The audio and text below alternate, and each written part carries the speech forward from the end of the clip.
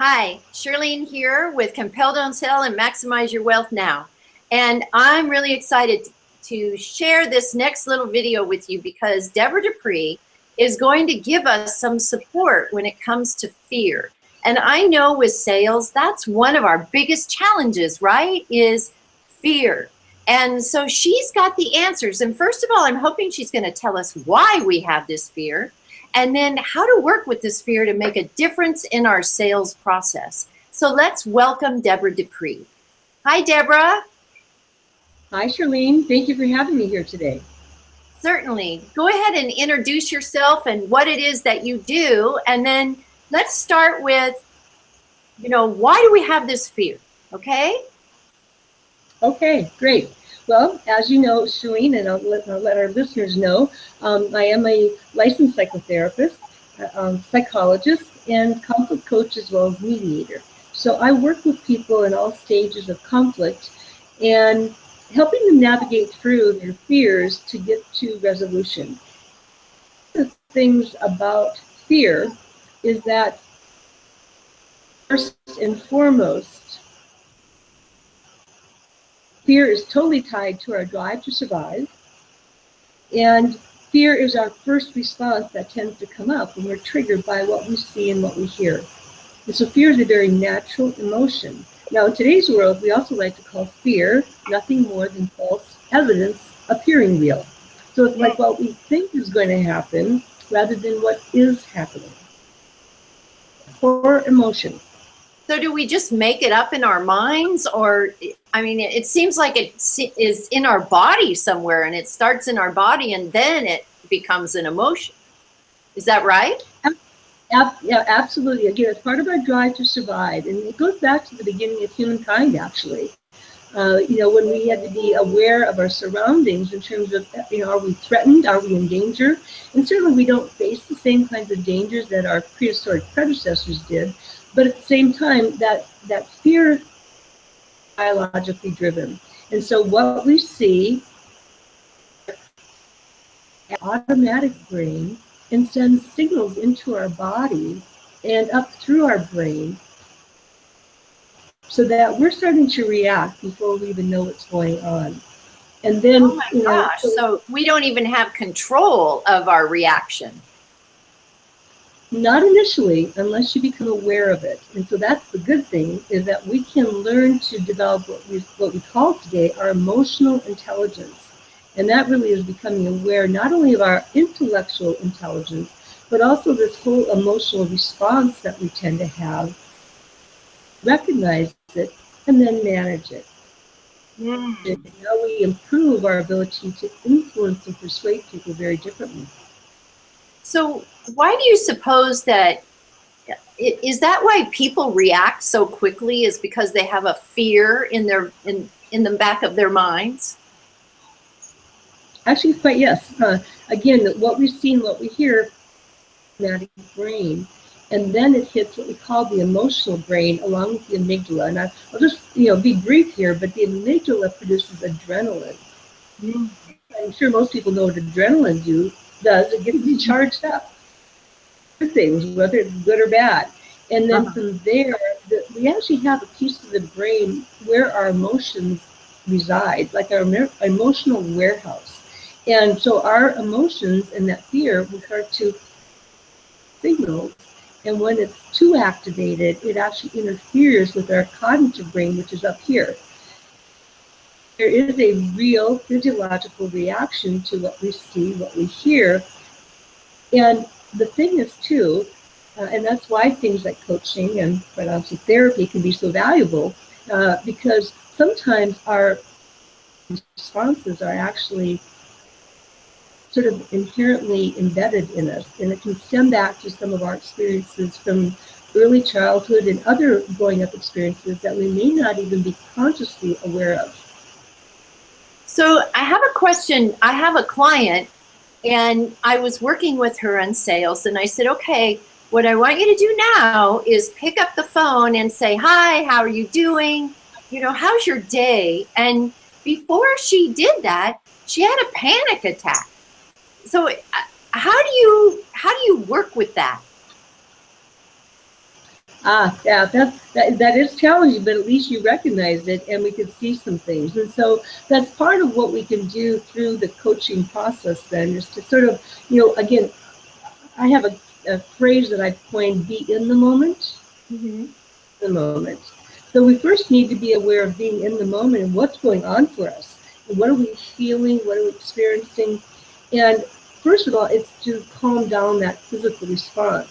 And so deep breathing is actually the best thing that we can do when we find that we're triggered. And quite honestly, even when we're not triggered, but preparing to go into maybe a challenging sales call or maybe a high stakes call. But deep breathing is our first line of defense. Someone who has a panic attack, their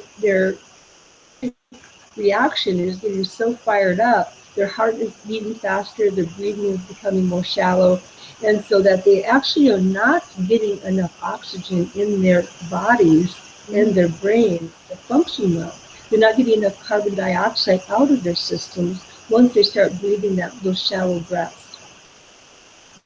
Deep breathing times is really the key to starting to manage that, but it takes practice. It's just like getting good at whatever you do. We're not good at it the first time, maybe somewhat, but we do need to have practice, and our bodies need to learn, and our brains need to learn how to function together.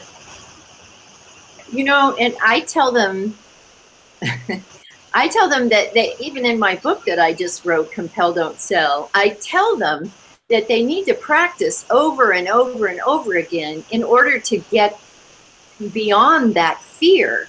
Because if they don't keep practicing and they give up, then they've got two problems. One is the fear overcame them, and the second is they're not going to have a business if they can't sell. So tell us, Deborah, what do you think is a good way for them to warm up and get ready?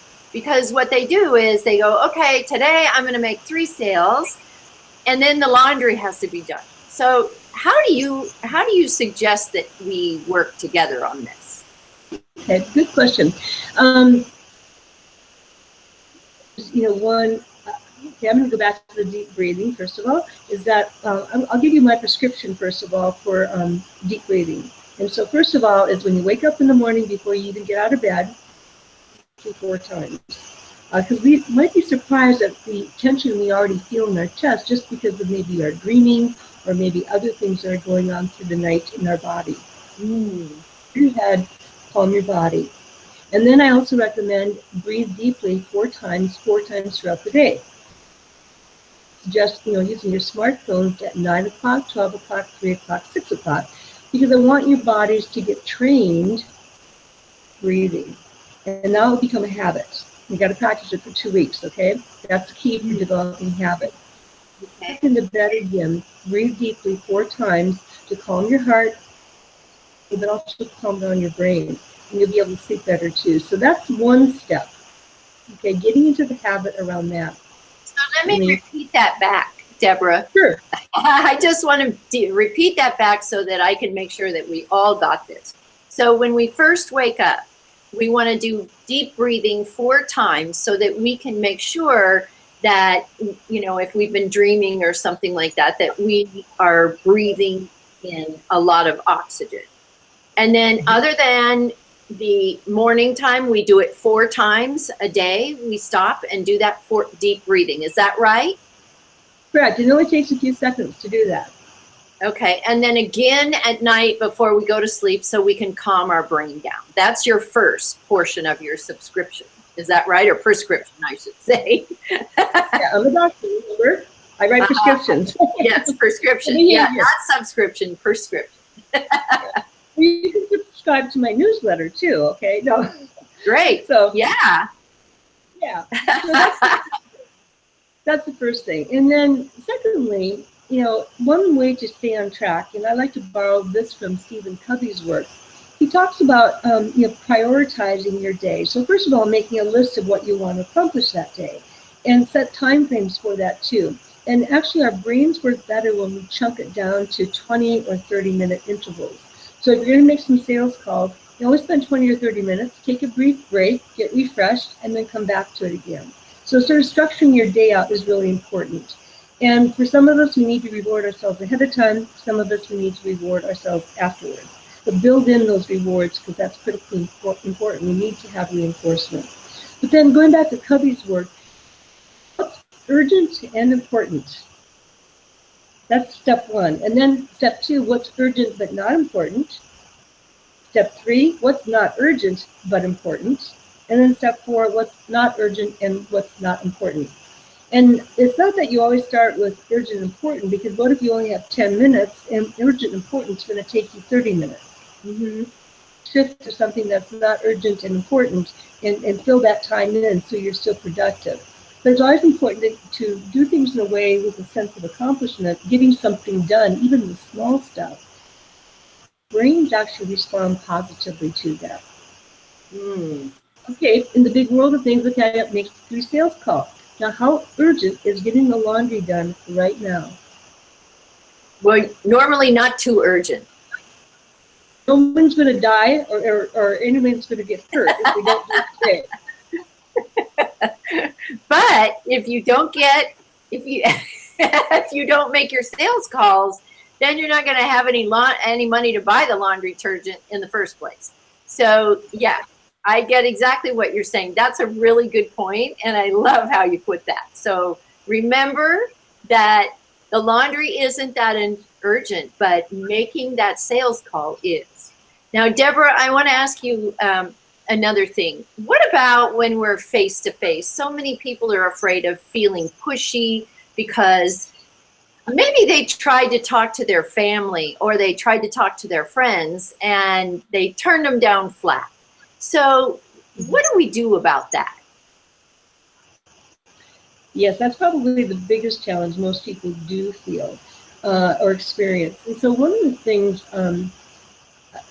sometimes for those of us who, speaking or sales, we have our personal private self, but then we have this sort of stage self.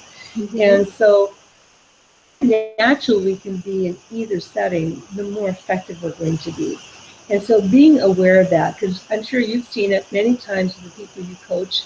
I certainly see it many times with the people I coach around speaking and presentation, that, again, their whole persona changes. And so not going on stage, for one thing, is real important, okay? The other thing I find powerfully important, and I think a lot of people really miss this point, and this happens in all kinds of conversations, not just sales, but the power of connection. That is taking the moment to say, hey, Shirlene, how are you today? What's something wonderful that's happened for you? Or, what do you got planned for the coming weekend? And sort of have that kind of conversation first, so that not only are you making the other person comfortable, guess what? You're making yourself feel comfortable too. And if you can, I think too, one of my favorite things is to get them to laugh. Because if you can laugh together, then it seems like it relieves all the tension. Does it work that way for you too, or what are your thoughts? Oh, absolutely. Humor is key. Of course, appropriate use of humor, but no, humor is key. Because actually what it does too is it, again, from a physiological perspective, and that's where I always like to take it back to, when we can laugh, positive things, we actually go to a different part of the brain than where our negative emotions reside. And so we can shift our thinking, therefore our behavior, by shifting from a negative to a positive. It's actually a technique we call reframing.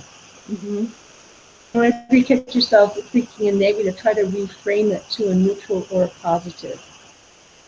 A way to reframe your stinking thinking, right?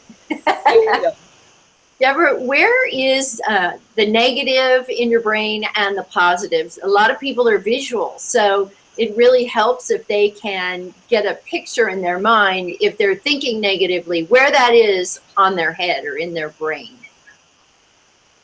Yeah, if I can just use my hand here to sort of demonstrate a little bit. This is that automatic part of the brain represented by my palm here. And then this is the neocortex, what we call the logical brain. That's the human brain, the big piece up on top.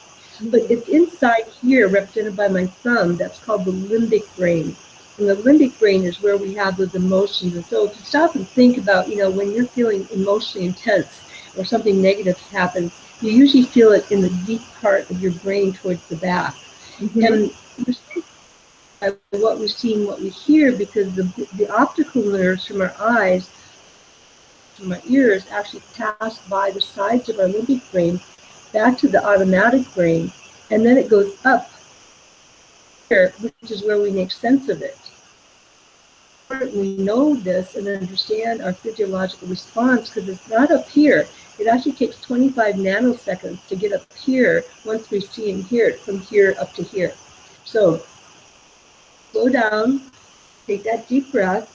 And I also encourage people to learn how to pause. Actually be a really good thing, not only to give the other person a chance to think, but to give you a chance to think. Yeah, and sometimes a pregnant pause has a great deal of meaning in the conversation. And when we're running away at the mouth, and one of the things I teach is active listening. You guys all know about active listening. And so the pause gives you a chance to do some active listening. And so it's also, if you're trying to close them and you're saying, so what do you think? Are you ready to move forward? You've got to pause, because the one who speaks first is the one who loses. Right, Deborah? Yes, yeah. And I really want to build on what you talked about with active listening, because a lot of times we can use words that sound like they're the same, but they're not really. And so listening and hearing oftentimes used interchangeably when they're very different. The sound. Listening is the active meaning, which comes up here. And so once you hear something, you have to listen for what does that mean, so you can process it up here. And another tip I'll share with you, Shirlene, that helps people in the area of sales and deals with their fears is what I call learning to go below the waterline. If you talk about the tip of an iceberg, the tip is just a third of what we see. And yet the big part of the iceberg is below the waterline where we can see. So it becomes really important to ask good open-ended questions and to get more information out to what is the person looking for. Excellent, excellent. I love that. So based on what Dr. Deborah has shared with us, it's really important that we do this breathing. And it will make all the difference in the world with helping you make the fear subside. And then we got to decide what is most important. Is it more important to make those calls or get out and talk to people, or is it more important to do the laundry? What is going to bring the fastest satisfaction to your life? And then remember where it is that when you're thinking negatively and thinking positively, where you go in your mind when you do that. And then the last thing was, give us a reminder, Deborah. The reminder is ask those open questions and go deeper. Exactly, exactly. Thank you so much.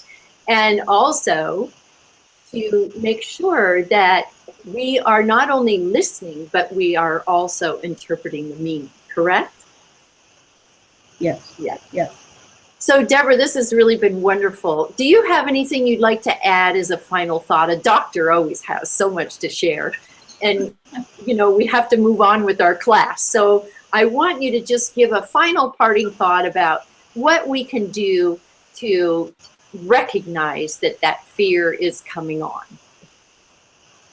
Yes, thank you for allowing one last time. I like to say reach for your peak performance. And so REACH is actually an acronym for realign your energy and act with courage and hope. Yourself as well as others for your presence, but also your contribution. You need to be acknowledged. And so make sure that you're doing that with your potential customers as well. Because not only do you feel well, you got to give to get back. You're giving in a way that they'll want to get back. And then that final thought. How do we know when that punch of fear is coming on so we can just start breathing? Well, oftentimes it might be the pit of the stomach, that rapid heartbeat, that shallow breathing. Those are really typical signs that we are being triggered in some way. And those can be your first signs then to say, whoa, I'm triggered. Better engage in some deep breathing. And that means really slowly into the nose and then out through the mouth, really filling up the abdomen with the air. And so that in itself is calming, allows the brainwave activity to change and shift to those higher level human functionings. Beautiful. Thank you so much, Dr. Debra. I really appreciate that you were with us. Thank you, Shirlene, for having me. And back to our class. And thanks for listening to this. Listen to it more than once if you can. I think it'll make a big difference in kicking you off on your day to get those sales moving. See you soon.